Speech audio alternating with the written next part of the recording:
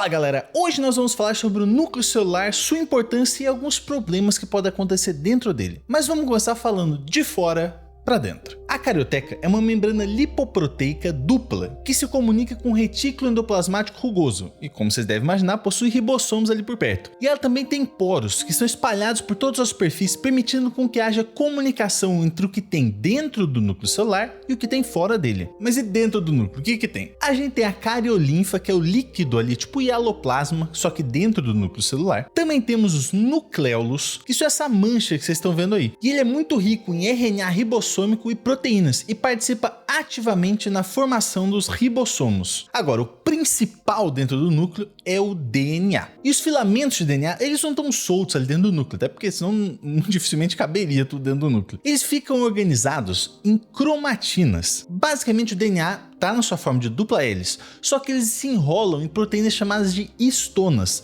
e aí ficam todos condensados, organizados em cromossomos, como a gente costuma ver nas imagens representativas do núcleo da célula. Agora, a cromatina pode ser classificada de duas formas. A eucromatina é a região onde a cromatina está desenrolada e menos condensada, e são as partes que apresentam genes ativos na célula, comandando e controlando a síntese de proteínas e RNA. E a gente tem a heterocromatina, que são as regiões onde a cromatina está associada às histonas e aparece toda enrolada e condensada, e nesses locais os genes estão inativos. Porém, quando a gente olha para o cromossomo, a gente vê que a gente tem duas cromátides irmãs que estão juntadas em um lugarzinho.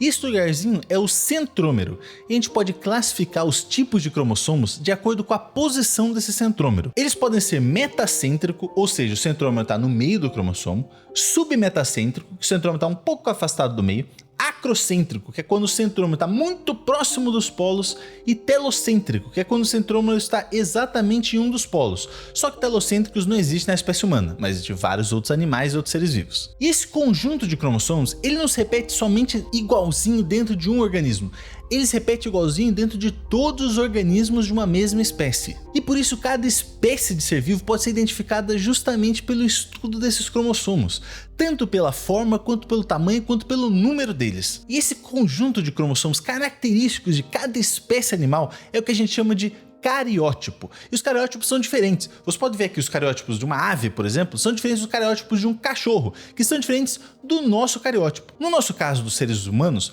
nós temos 23 pares de cromossomos, sendo 22 pares de cromossomos autossomos, ou seja, são iguais para ambos os sexos, e um par de cromossomos sexuais, que é o famoso XX para o sexo feminino e XY para o sexo masculino. E são exatamente nos cromossomos que acontecem várias síndromes. E antes da gente continuar, eu queria deixar bem claro uma coisa: síndrome em medicina ou biologia significa simplesmente um conjunto de sintomas ou sinais. Não tem nenhuma conotação negativa, nada disso. Por exemplo, se eu tô com o nariz escorrendo, com febre e com dor pelo corpo, eu tô com uma síndrome gripal. E a primeira síndrome que a gente tem que analisar é a síndrome de Turner, que é basicamente X0, ou seja, a maior parte das células desse indivíduo, dessa pessoa, possui cromossomos X, mas não possui o segundo cromossomo X ou cromossomo Y. E nesse caso, essas pessoas apresentam baixa estatura e atraso na puberdade, principalmente, além de pouco desenvolvimento dos seios, pescoço mais largo, cotovelo com dificuldade de esticar, em alguns casos são estéreis, não podem ter filhos. E para tratar isso, você precisa de uma equipe multidisciplinar, com endocrinologistas, cardiologistas, etc. E a segunda síndrome para a gente falar é a síndrome de Klinefelter, ou XXY, que também tem atraso na puberdade, ginecomastia, alta estatura, ombros mais estreitos,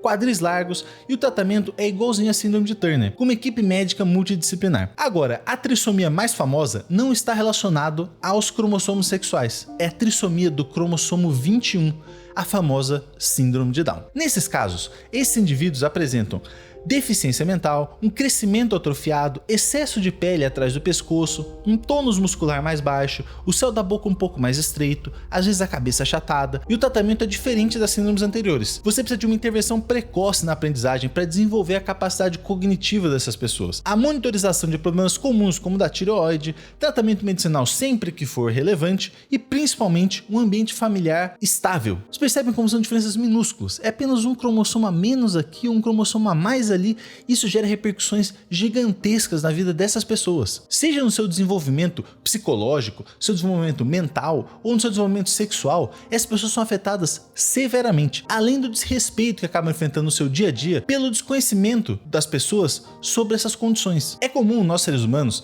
termos algumas reações adversas a coisas que são diferentes do que a gente está acostumado. O intuito dessa aula é justamente isso, é passar conhecimento para vocês, para entender que isso é uma síndrome que acontece, poderia acontecer com qualquer pessoa. São pequenas diferenças genéticas que não tornam ninguém melhor ou pior do que o outro. Na dúvida, vamos ser sempre gentis e apoiar essas pessoas, para quem sabe no futuro, todos os dedos apontados para eles hoje em dia se tornem respeito e abraços dados. Eu sou dão com muito orgulho. Ser escrutidão é comum. Aí, gostaram? Eu gostei bastante. Obrigada. Obrigado, você gostou? Eu amei. É? Que bom. Vamos tirar uma foto aqui?